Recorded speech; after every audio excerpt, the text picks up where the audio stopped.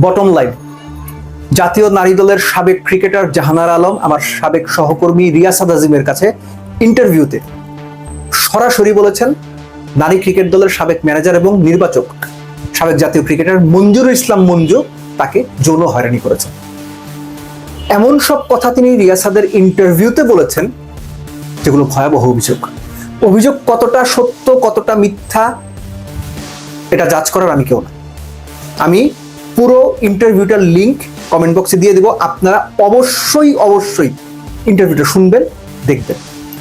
আমার প্রশ্নটা হচ্ছে, এই যে জাহানারা আলম অভিযোগ করেছেন সেই অভিযোগ বিসিবির কাছে অফিসিয়ালি জানানো হয়েছে। জাহানারার বক্তব্য, সিইও নিজামুদ্দিন চৌধুরীর কাছে জাহানারা লিখিতভাবে জানিয়েছেন, যেটাকে অভিযোগ না বলে অবজারভেশন কিংবা পর্যবেক্ষণ হিসেবে বলেছেন। জাহানারা অভিযোগ বলেননি। প্রশ্ন হচ্ছে, ক্রিকেট বোর্ড এরকম গুরুতর একটা অভিযোগের প্রেক্ষিতে কি ব্যবস্থা নিয়েছিল? কোনো তদন্ত কমিটি কি করা হয়েছিল বা আদৌ কোনো তদন্ত হয়েছিল? যদি তদন্ত হয়ে থাকে সেটা রিপোর্ট কি? আমি ওই রিপোর্টটা জানতে চাই, দেখতে চাই। বিসিবি অফিসিয়ালি সেটা গণমাধ্যমে জানাক, এটা আমার চাওয়া।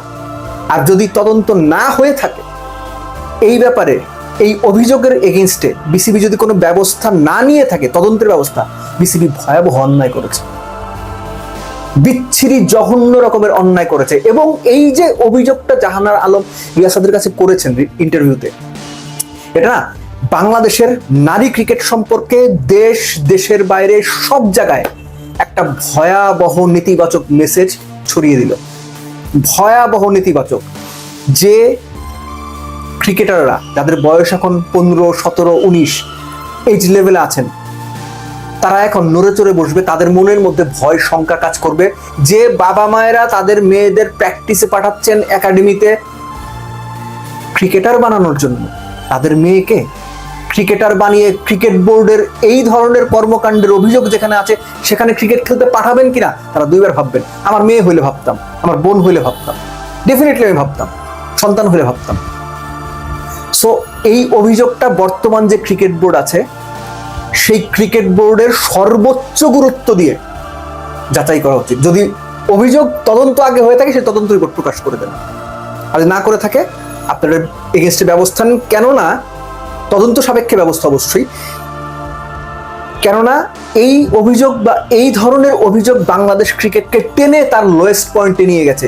আনফরচুনেটলি বাংলাদেশ ক্রিকেট তার ক্রিকেট ইতিহাসের সবচেয়ে ভয়াবহতম ইমেজ সংকটে এখন আছে।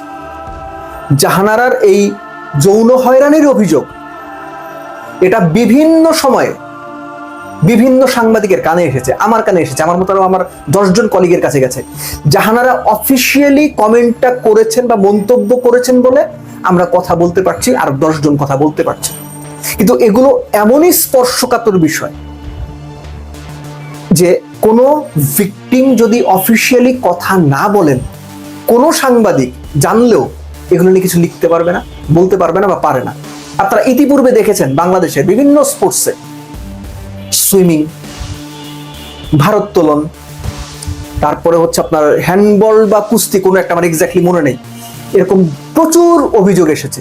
সেখানে অফিসিয়াল কমেন্ট ছিল, কেউ হয়তো মুখ ঢেকে ইন্টারভিউ দিয়েছেন, কেউ পুরো চেহারা দেখে ইন্টারভিউ দিয়েছেন, কিন্তু অফিসিয়াল স্টেটমেন্ট ছিল, যে কারণে সেগুলো করা গেছে। ক্রিকেটে এই প্রথম, আমি যদি ভুল না করে থাকি, এই প্রথম কেউ অফিসিয়ালি এরকম একটা স্টেটমেন্ট দিল। এবং এই ধরনের ঘটনা বিভিন্ন সময়ে বিভিন্ন জনের কাছ থেকে এসেছে। তারা তাদের দুঃখ, কষ্ট কিংবা যন্ত্রণার কথা শেয়ার করেছেন সাংবাদিকদের সঙ্গে, তার বন্ধুদের সঙ্গে, টিমমেটদের সঙ্গে, কিন্তু অফিসিয়ালি বলতে সাহস পাননি। কেন পাননি জানেন? এই দেশে এই ধরনের অভিযোগের এগেইনস্টে কি কি ব্যবস্থা বিভিন্ন সময় নেওয়া হয় বা হয়েছে বিভিন্ন প্রতিষ্ঠান বা প্রাতিষ্ঠানিকভাবে, আপনি আমি আমরা সবাই জানি। ওই ভয়টাই সবাই পায়। তারা জানে এই ধরনের অভিযোগের প্রেক্ষিতে তাদের ক্যারিয়ারটা শেষ হয়ে যাবে, যে কারণে তারা অভিযোগ করতে চান নাই বা চান না। আজকে জাহানারা অস্ট্রেলিয়াতে সেটেল, তার অবস্থান অনেকটা সুসংহত বা তার ক্যারিয়ার বা আগামী ভবিষ্যৎ অনেকটাই বেটার স্টেজে বা বেটার শেপে আছে, যে কারণে হয়তো তিনি সাহস করে বলতে পেরেছেন। কিন্তু যিনি নতুন, যার ক্যারিয়ার মাত্র শুরু হয়েছে, তার সঙ্গে যখন এগুলো ঘটে বা যদি ঘটে, তিনি কি করবেন? এই ব্যাপারগুলো আছে, এই বাস্তবতা আমাদের মানতে হবে।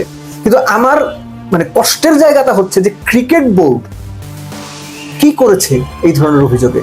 যারা এই অভিযোগে অভিযুক্ত তাদেরকে তো প্রশ্রয় দেওয়া হয়েছে। আমি জাহানার আলমের পারভেজ ভাইকে দেওয়া, কালের কণ্ঠের মাসুদ পারভেজকে দেওয়া ইন্টারভিউতে যে কথাগুলো বলেছিলেন জ্যোতির এগেনস্টে, সেগুলো নিয়ে আমি কথা বলেছিলাম। সেখানে একটা জায়গাতে আমি বলেছিলাম, আপনার পেছনে গিয়ে ইন্টারভিউটা দেখতে পারেন, মানে আমার আলোচনাটা শুনতে পারেন যদি সময় থাকে। আমি ওখানে বলেছিলাম যে মঞ্জুরুল ইসলাম মঞ্জু সম্পর্কে, যার সম্পর্কে জাহানারা অভিযোগ দিয়েছেন, তার সম্পর্কে আরো অনেক অভিযোগ রয়েছে, গুরুতর অভিযোগ রয়েছে। যেটা জাহানারা অভিযোগ করেছেন সেটা ভদ্রতম অভিযোগ। কেননা ওই সময় অফিসিয়াল কোনো স্টেটমেন্ট ছিল না বলে আমি বলতে পারিনি যে তার এগেইনস্টে যৌন হয়রানির অভিযোগ আছে। এখন আমি বলতে পারছি, কেননা অফিসিয়াল স্টেটমেন্ট রয়েছে। একজন সাবেক ক্রিকেটার, সাবেক অধিনায়ক এই স্টেটমেন্ট দিয়েছেন অফিসিয়ালি। বাংলাদেশ ক্রিকেটের ইমেজ তলানিতে, ভয়াবহ রকমের তলানিতে। বাংলাদেশ ক্রিকেট বোর্ড এখন যে চ্যালেঞ্জে আছে, গত 20, 25, 30 বছর এই চ্যালেঞ্জে পড়েনি। মাঠের ক্রিকেট খারাপ করছে, সেটা এক ধরনের চ্যালেঞ্জ। সাংগঠনিক দুর্বলতা ভয়াবহ রকমের আকার ধারণ করেছে, সেটা আরেক ধরনের চ্যালেঞ্জ। আর এই ধরনের যে যৌন হয়রানির অভিযোগ, সেটা আরেকটা ভয়াবহ রকমের চ্যালেঞ্জ। দল খারাপ করছে, ক্রিকেট বোর্ডে যাদের দায়িত্ব দেওয়া রয়েছে তারা কতটুকু ক্যাপেবল সেটা নিয়ে সন্দেহ রয়েছে। একই সঙ্গে বিপিএল এ ফিক্সিং এ অভিযুক্ত ক্রিকেটারদের ব্ল্যাঙ্ক চেক দিয়ে আবারও খেলার অনুমতি দেওয়া হচ্ছে, যদিও বিসিবি বলেছিল তাদের খেলতে দেবে না। অর্থাৎ সব মিলে একটা দ্বিধাগ্রস্ত, সিদ্ধান্তহীনতায় ভোগা ক্রিকেট বোর্ড এই মুহূর্তে বিদ্যমান। এবং তাদের ঘাড়ে এসে এখন এই মুহূর্তে জাহানারার এই অভিযোগের প্রেক্ষাপটে আরেকটা কলঙ্কের পালক যুক্ত হতে যাচ্ছে, যদি না তারা এইটার এগেনস্টে প্রপার কোনো ব্যবস্থা নেয়। আমি আবার বলছি, বাংলাদেশের ক্রিকেট ইমেজ সংকটে পড়ে গেছে। বাংলাদেশের ক্রিকেট ভয়াবহ রকমের মানুষের কাছে, দর্শকদের কাছে আস্থার সংকটে পড়ে গেছে। এই আস্থার সংকট কাটিয়ে ওঠার দায়িত্ব বর্তমান বোর্ডের। আগে কে কি করেছে সেটা আপনারা বলতে পারেন, দায় চাপাতে পারেন, অমুক এই করেছে, তমুক এই করেছে, তাতে পরিস্থিতি বদলাবে না, সমস্যারও সমাধান হবে না।